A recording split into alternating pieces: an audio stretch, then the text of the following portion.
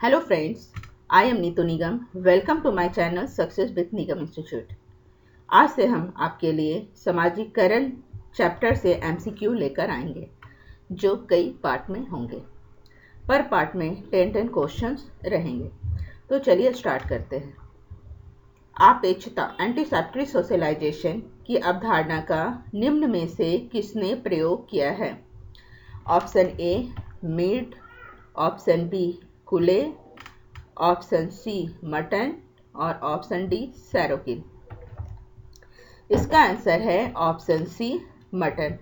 Mutton ने सबसे पहले अपने सिद्धांत में एंटीसेप्टरी सोशलाइजेशन का वर्णन किया है।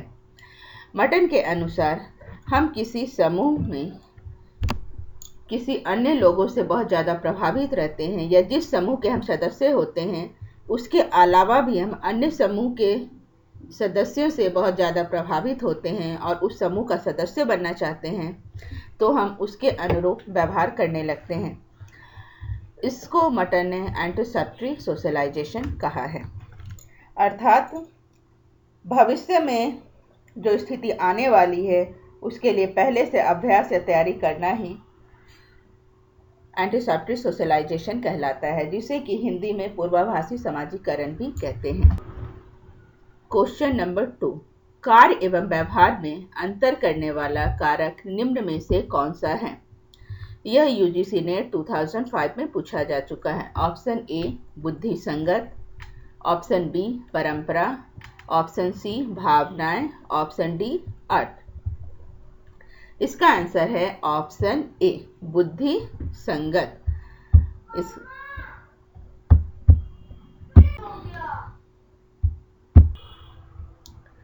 क्वेश्चन नंबर 3, एक ही भूभाग में दो जनजातियां रहती हैं और एक दूसरे की संस्कृति का आदान प्रदान करती है जिससे उनकी आपसी विभिन्नता कम होती है। इस प्रक्रिया को क्या कहते हैं? ऑप्शन है नंबर ए वैश्विक समाजीकरण, सहयोग, समायोजन, आत्मसात्मीकरण।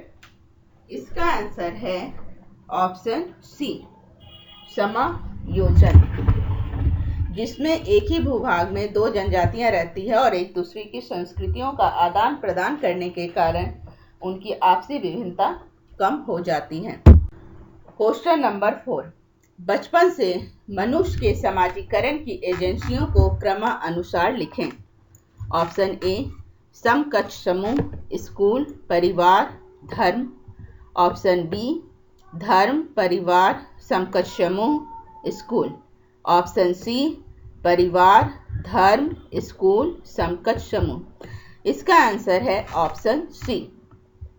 बचपन से मनुष्य के समाजीकरण जो है निम्न प्रकार से होते हैं। सबसे पहले मनुष्य का समाजीकरण परिवार में होता है, फिर वह परिवार जिस धर्म से बिलोंग करता है उसके धर्म के रीति रिवाज वह बच्चा सीखता है, फिर बच्चा स्कूल जाता है और फिर स्कूल में समकक्ष समूहों से मिलता है और फिर उसका समाजीकरण होता है।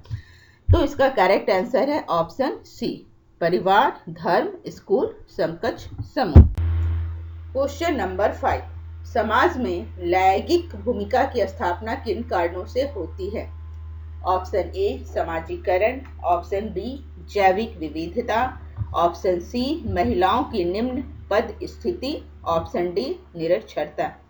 इसका आंसर है ऑप्शन बी जैविक विविधता। अर्थात जन्म के आधार पर जो भी बालक या बालिका स्त्री और पुरुष के रूप में जो जन्म होता है उस आधार पर जो भूमिकाएं की स्थापना की जाती है उसे लैंगिक भूमिका कहते हैं।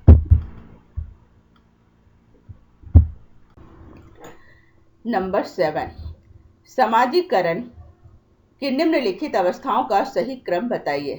यानी समाजीकरण सबसे पहले कहाँ से शुरुआत होती है, कैसे होता है? पहले शिशु में, बच्चा, किशोर, पूर्वाभासी। अब कूट दिया हुआ है। ए में है 3 2 4 1, बी में 3 1 2 4, सी में 1 3 2 4 और डी ऑप्शन है 1 4 2 3। तो इसका आंसर हो जाता है ऑप्शन ए। ए में सबसे पहले शिशु रहता है, बच्चा, पहले शिशु, फिर बच्चा, फिर किशोर और फिर पूर्वाभासी। यही क्रम जो है ऑप्शन ए में 3, 2, 4, 1 आ रहा है, तो इसका आंसर हो जाएगा ऑप्शन ए। क्वेश्चन नंबर 8, प्रत्याशित समाजीकरण एंटीसेप्टिक सोशलाइजेशन को जन्म देता है। एंटीसेप्टिक सोशलाइजेशन वह प्रक्रिया होती है जिसके द्वारा मनुष्य आने वाले भविष्य में आने वाली भूमिकाओं को पहले ही सीखता है। जैसे फॉर एग्जाम्पल डॉक्टर बनने से पहले ही व्यक्ति डॉक्टर की भूमिकाएं करना सीख लेता है अपनी पढ़ाई के दौरान। तो इस प्रकार जो है इसका आंसर है ऑप्शन डी, ऊर्ध्वगामी सामाजिक गतिशीलता। ऊर्ध्वगामी सामाजिक गतिशीलता उसे कहते हैं जब सामाजिक स्तर पहले वाले से व्यक्ति ऊपर की तरफ बढ़ता है, अर्थात गरीब व्यक्ति का धनवान बन जाना ऊर्ध्वगामी सामाजिक गतिशीलता का उदाहरण है। तो इसका आंसर हो जाएगा ऑप्शन डी। क्वेश्चन नंबर 3, एक ही भूभाग में दो जनजातियां रहती हैं और एक दूसरे की संस्कृति का आदान प्रदान करती है जिससे उनकी आपसी विभिन्नता कम होती है। इस प्रक्रिया को क्या कहते हैं? ऑप्शन है नंबर ए वैश्विक समाजीकरण, सहयोग, समायोजन, आत्मसात्मीकरण। इसका आंसर है ऑप्शन सी, समायोजन, जिसमें एक ही भूभाग में दो जनजातियां रहती है और एक दूसरे की संस्कृतियों का आदान प्रदान करने के कारण उनकी आपसी विभिन्नता कम हो जाती है।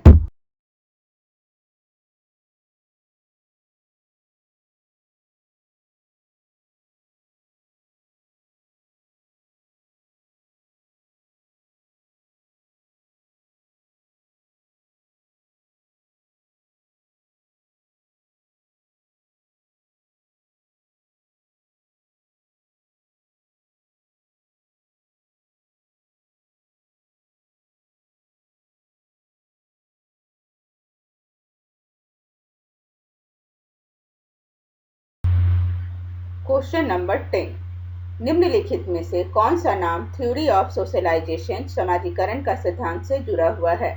ऑप्शन ए टालकट Parsons, G.H. Mid, R.K. Mutton और ऑप्शन डी दुर्खिम। इसका आंसर है option B, G.H. Mid. G.H. Mid समाजीकरण के सिद्धांत से जुड़े हुए हैं जिन्होंने माइंड, सेल्फ एंड सोसाइटी नामक सिद्धांत का वर्णन किया है, जबकि टालकट Parsons, R.K. Mutton and Durkheim ये तीनों प्रकार्यवादी हैं और ये प्रकारात्मक सिद्धांत इन्होंने दिया है।